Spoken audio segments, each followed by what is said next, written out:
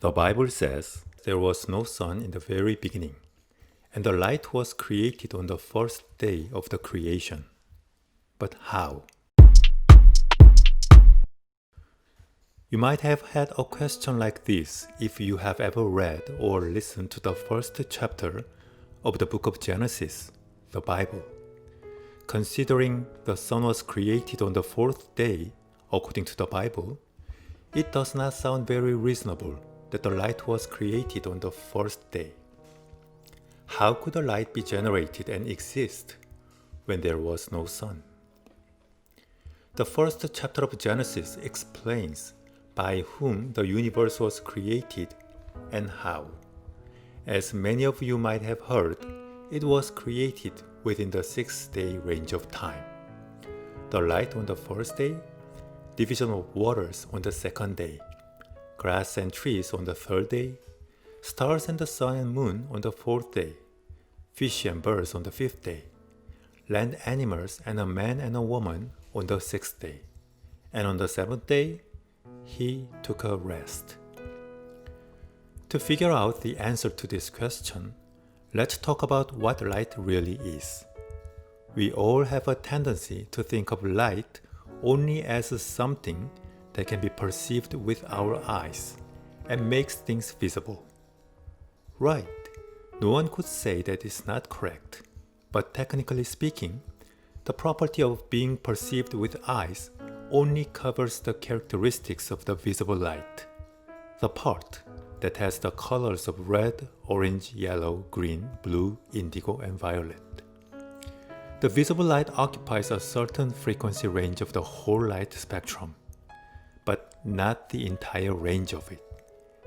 As you can see here, the light is actually composed of different rays and waves, such as gamma rays, X-rays, UV, visible light of course, infrared, and radio waves. The light we are talking about covers the whole range of the spectrum. Did you hear about the name James Maxwell? He is a Scottish scientist and is known to have laid the foundation for 20th century physics, including quantum mechanics and the theory of special relativity. It is well known that we wouldn't have any TV, any computers or smartphones without what he found out. Anyways, using a series of equations, he showed the relationship between light, electricity, and magnetism. Do you know what the relationship is? All of them are the same. According to what he found out, the electricity and the light waves are two forms of the same thing. Later on, the development of science let us know that the electromagnetic energy plays the very crucial role of maintaining the lives and the universe as they are now. In other words, light is electromagnetic energy that quickens everything in the universe, making them function as they are made to do. You have probably heard that the heart in your body needs to receive electrical signals to control your heartbeat. The electrical signal, which starts in a group of cells at the top of your heart, travels down through your heart and makes the heart beat.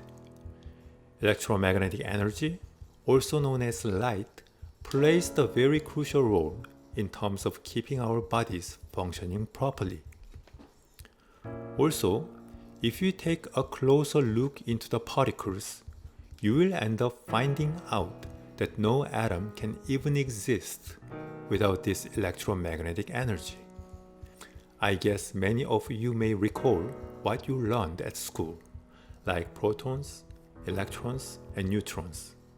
These terms all have meanings related to electrical charge, which eventually is the same thing as light, according to what Maxwell found out. Let's get back to our question. How could the light be in the system first? How could the light be generated and exist when there was no sun?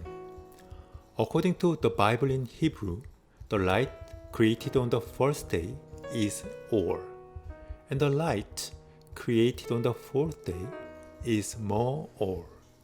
The meaning of the former is light as electromagnetic energy, while the meaning of the latter is the light giver or the lighting device.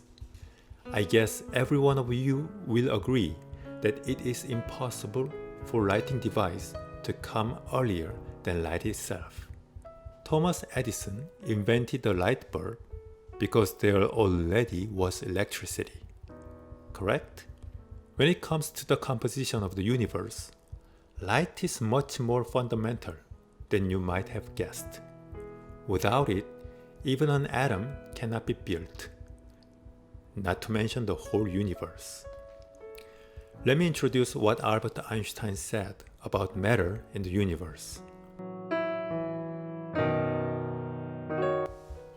Hoping this may help you to have clues why the light needed to be created on the first day, even when the creation of the sun was on the fourth day. In the next video, we'll be talking about the age of the Earth. If you thought of anything like 4.6 billion year old planet Earth, the video will definitely surprise you. Thank you for watching. This is Stones Cry Out.